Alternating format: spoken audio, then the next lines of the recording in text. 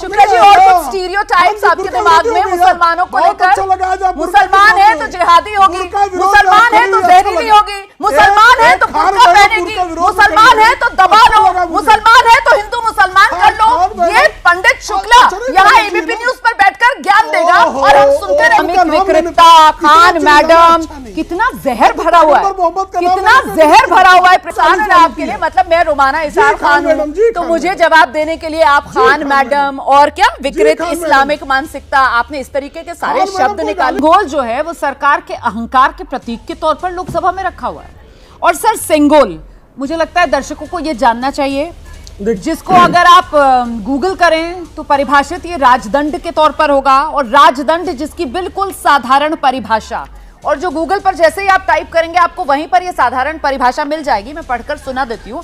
अधिकार दंड जिसे राजा रानी औपचारिक अवसर पर धारण करते हैं।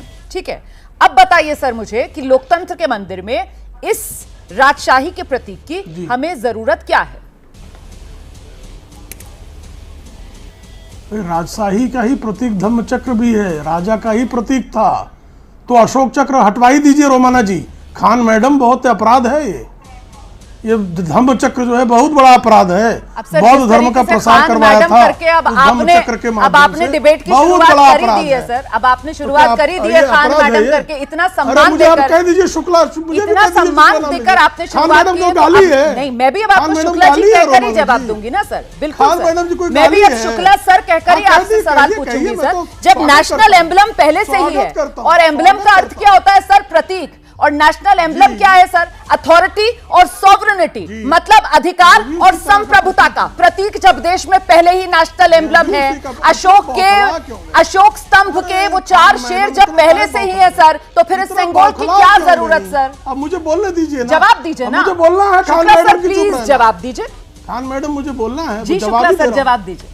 खान मैडम शांत हो जाए तो जवाब दूं, दोनों चीखें चिल्लाएं। शुक्ला सर समय दे रही हूं, जवाब दीजिए। जिस तरह से वह प्रतीक, उसी तरह से जब नए संसद के सदन का हमने उद्घाटन किया, तो जिसको राजगोपालाचारी जी ने, जब सत्ता का हस्तांतरण हुआ, तो उस सत्ता हस्तांतरण के समय एक प्रतीक के रूप में सेंगोल को स्वीकारने की एक प्रक्रिया हुई। उस प्रक्रिया को अगर लोकतंत्र के में न्याय के मानक के रूप में संसद में संस्थापित किया गया, तो यह राजशाही का प्रतीक नहीं है। अगर राजशाही का प्रतीक है तब तो औपनिवेशिकता का प्रतीक जो है जनगण मन अधिनायक जय है। यह जो हमारा जो राष्ट्रगान है, इस राष्ट्रगान को पहले जॉर्ज पंचम के स्वागत में गाया गया था। कल कोई उठकर ये भी बात करना शुरू कर देगा कि ये तो भाई औपनिवेशिकता का प्रतीक है, जनगण मन अधिनायक जय है। अधिनायक पर ही बहुत लोग आपत्ति उठाने लेकर खड़े हो जाते हैं। बहुत सारे लोग हैं जो अधिनायक शब्द पर जो है वो विवाद खड़ा कर देते हैं। ठीक है शुक्ला, तो विवादों का मैं आगे बढ़ती हूँ सर, मैं आगे आपकी बात का जवाब लेती हूँ। मैं दोनों वरिष्ठ पत्रकारों का उपयोग करूंगी, और मैं आशुतोष जी पहले आपके पास आ रही हूँ। तो क्या ये सेंगोल को लेकर पूरा का पूरा जो विवाद है, जो शुक्ला जी कह रहे हैं कि साहब अगर यहाँ पर आप आपत्ति दर्ज कराएंगे तो फिर कहां से शुरू करके कहां खत्म करेंगे, तो शुक्ला सर की बात के हिसाब से अगर जाया जाए तो ये बेबुनियाद विवाद है क्या? आशुतोष जी।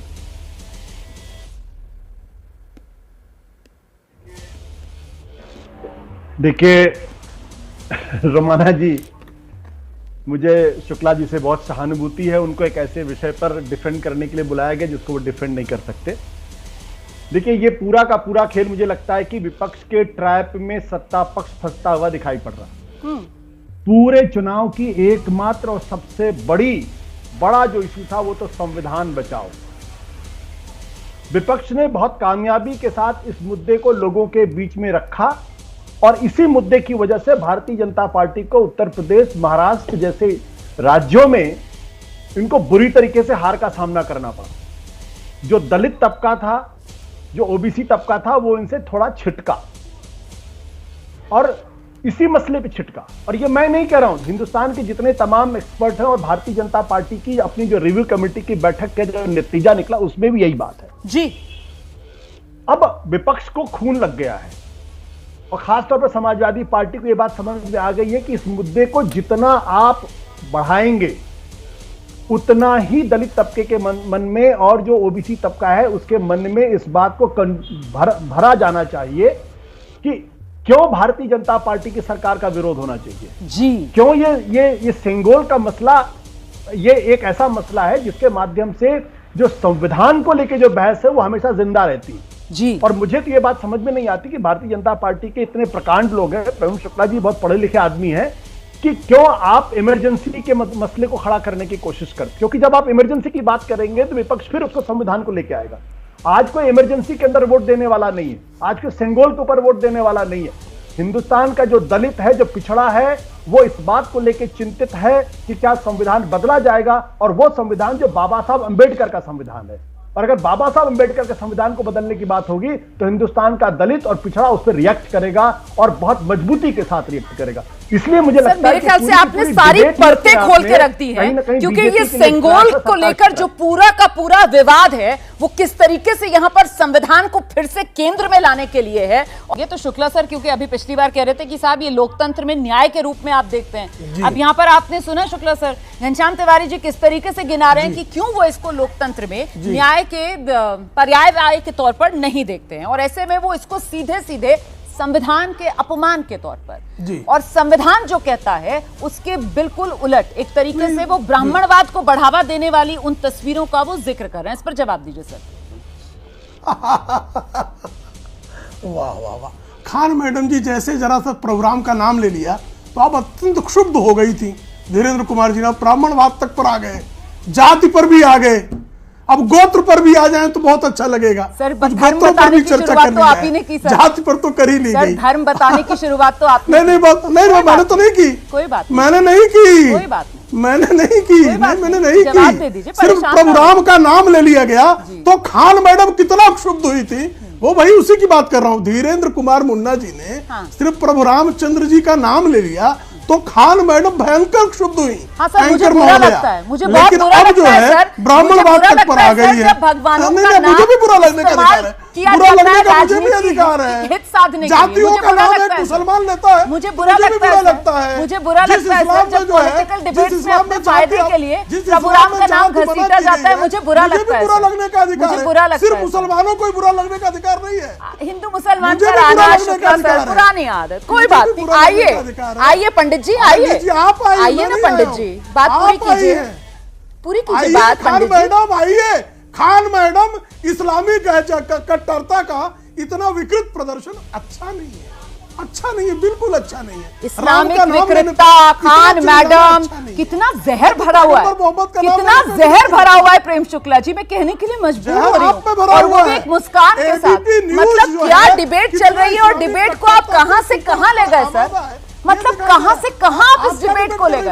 आप चाहते हैं कि पॉलिटिकल डिबेट में प्रभुराम का नाम खींचे, आप ये चाहते हैं कि यहाँ बात सेंगोल की हो रही है, यहाँ बात संविधान की हो रही है, और आप चाहते हैं कि राजनीति में प्रभुराम का नाम घसीटा जाए। आप ये चाह रहे हैं प्रभुराम का नाम राजनीति में ना घसीटा जाए, इस तरीके की डिबेट्स में प्रभुराम की महिमा को इस तरीके से बीच में लाकर उसका अपमान ना किया जाए। अगर मैंने खान मैडम ने ये कोशिश कर दी तो पंडित शुक्ला जी को बहुत ही बुरा लगा। कोई बात नहीं, दर्शक देख रहा है खान मैडम की आप आइए ना। इस्लामिक कट्टरता का विकृत प्रदर्शन एबीपी न्यूज कितनी विकृति का शिकार है ये इस देश की जनता ने देखा, अच्छा लगा।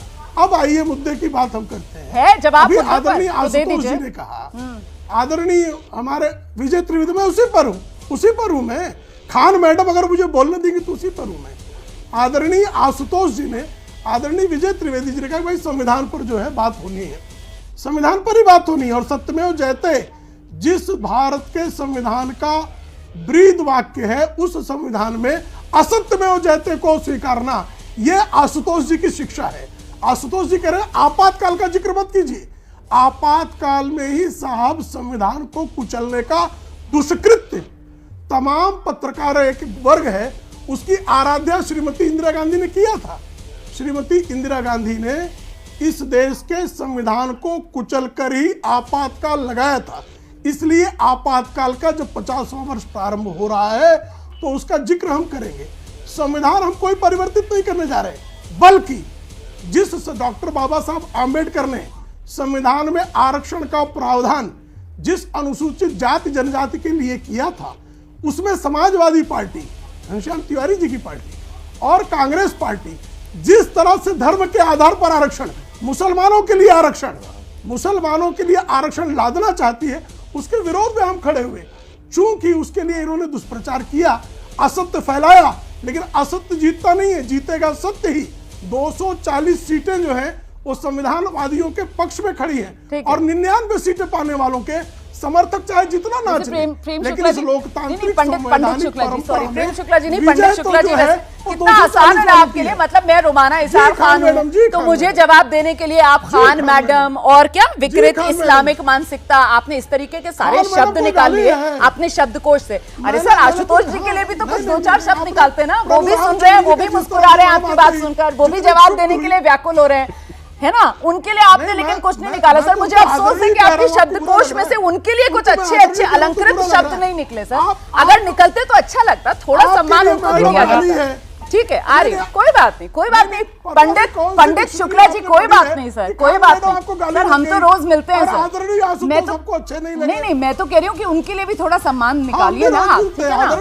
कोई बात नहीं। अब जरा आशुतोष जी को लेकर आते हैं चर्चा में। आशुतोष जी जवाब दीजिए, उसके बाद मैं अन्य मेहमानों का रुख करूंगी। बहुत पर्सनल हो रहे हैं शुक्ला जी, बहुत पर्सनल हो रहे हैं पंडित शुक्ला जी, इतना परेशान मत होइए। आपके पास जवाब नहीं है आज मुद्दे पर, हम समझ रहे हैं, आप फंस गए, हम समझ रहे हैं, इतना परेशान मत होइए, कोई बात नहीं, डिबेट आगे बढ़ने दीजिए। आइए आशुतोष जी, आशुतोष जी को लेकर आइए मेरे साथ स्क्रीन पर। का जो मैंने बुर्का पढ़ा उस पे आपको पीड़ा होनी थी। बुर्का भी आ गया, रुमाना खान है तो बुर्का भी पहनेगी, मतलब और कुछ स्टीरियोटाइप्स। शुक्ला जी, और कुछ स्टीरियोटाइप्स आपके दिमाग में मुसलमानों को लेकर?